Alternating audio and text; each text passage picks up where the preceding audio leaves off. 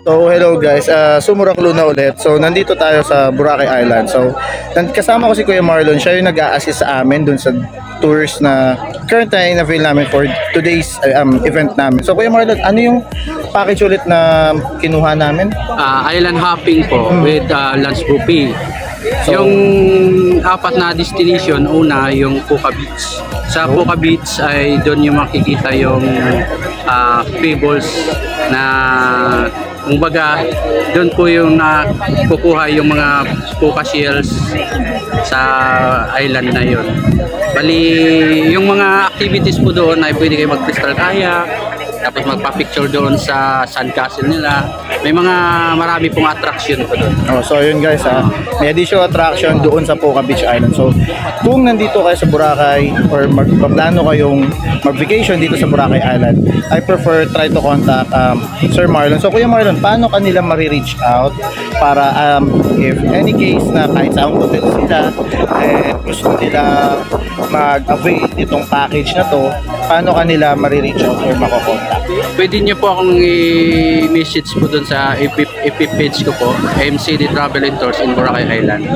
At saka doon sa contact number po, 0916-301-089. Alright, thank you Kuya Marlon. Kuya Marlon, meron ka pang card din na pwede kong mahingi para at least after this video, I can post it and share sa ating mga followers yung kahit yung website and then yung contact number mo para at least once they watch this video and they plan to go here at Boracay Island, ikaw ang pwede nila maging contact point sa mga island hoppings or any other events, activities dito sa Boracay Island. Sige po. Alright, sige. So again guys, Sumurak Luna, follow nyo, subscribe and like this page. So again, thank you for watching guys.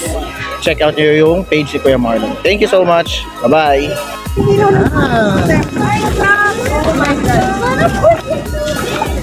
Punta namin sa boat. Grabe. Ayaw niyo pa? Or Takeshi's Castle.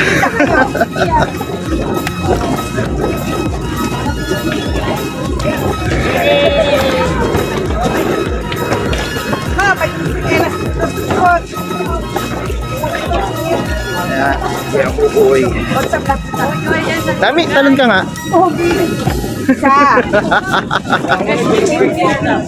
Okay lang kung mahulog ako. Oh. Bagal daw. Basta dumaan, inantay ka nga namin. Nagbablog pa kasi kami. Boracay Island. Napakalayo. Ano, kanya malayo kasi galing sila sa ano namin, Station 3. Oh, here. Actually, yung record ko, anak.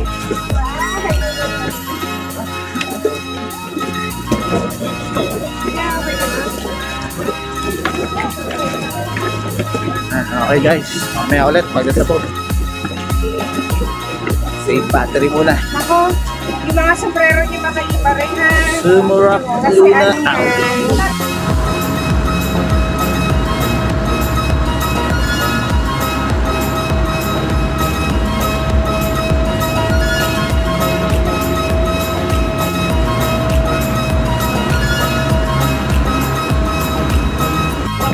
Yung ating po activities sa map, meron po sila Boracay Sandasel, saka pangalan ng beach na Puka. Ano po kayo yung pamilya nyo? Kailan po kayo ang meron din po silang crystal kayak, yung transparent po.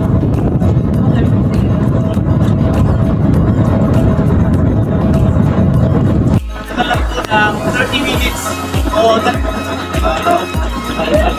kalating oras lang po kasi makatapos po natin doon sa Beach. Next activities po natin tayo po ay mag-snorkeling sa Coral Garden dyan po dun sa station. So yung second activities po natin ay yung snorkeling. Okay. Then pagkatapos po natin mag-snorkeling, next stop po natin mag-lunch tayo sa Tapos Putiklan, Pangay Arena. Pindad po yun. Yung lunch naman po natin doon yung ay buffet. Nagigitin po doon din po sa lunch area, doon din po yung kawabat. Ikawa na pinagpapalit na doon din po yung national food map na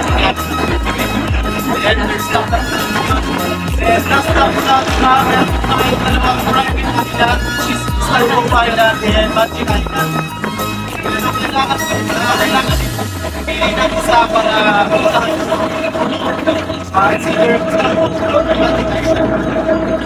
Sabihin ko, pinagkaiba ng dalawang private island first island, Star Hope Island, makikita ko na yung dalawang private island, magandang subject. Ay, island po, meron ko na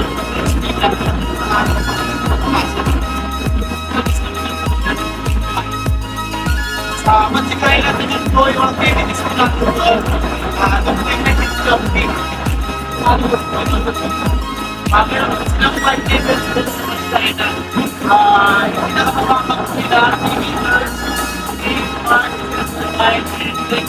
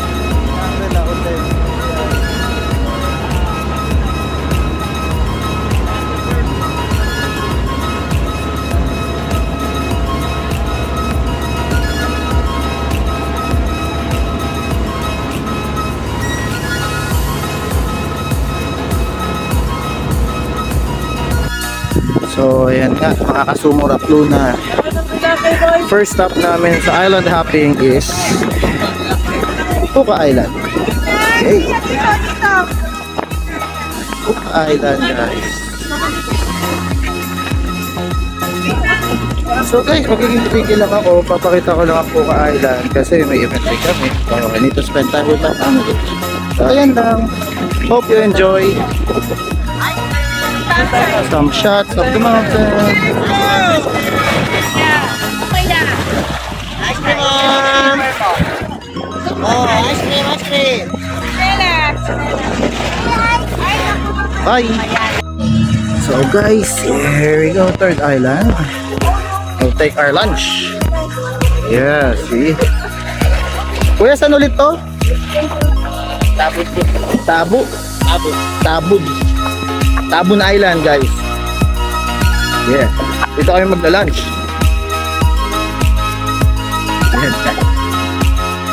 Third island. Yung second namin dun sa island hopping is Coral Reef. So, binigyan ko ng chance na hindi mag-video, guys. Sorry. Kasi kailangan kong samahan mga chick-chick. Mamaya siguro no more video na sa loob ang gagawin ko. Respect for others. Just a pictures na lang siguro ng food. And this is unlimited, guys. So yun, shoutout kay Kuya Marlon. So kung gusto nyo ng ganitong mga events, yan, check nyo yung Facebook page niya or message kayo sa phone number niya.